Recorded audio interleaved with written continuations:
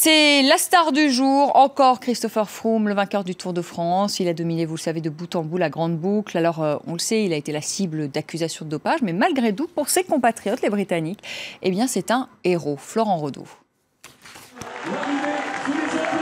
Christopher Froome, une nouvelle fois en jaune sur les Champs-Élysées.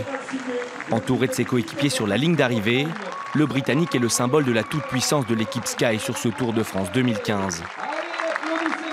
Avec cette deuxième victoire dans la grande boucle, le natif de Nairobi est devenu la coqueluche incontestée des sujets de Sa Majesté.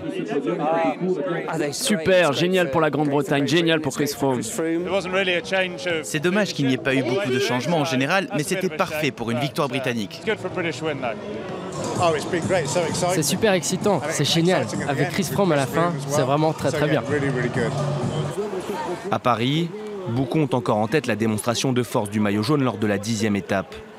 Une accélération surpuissante dans le premier col du Tour qui a semé le doute dans l'esprit des spécialistes.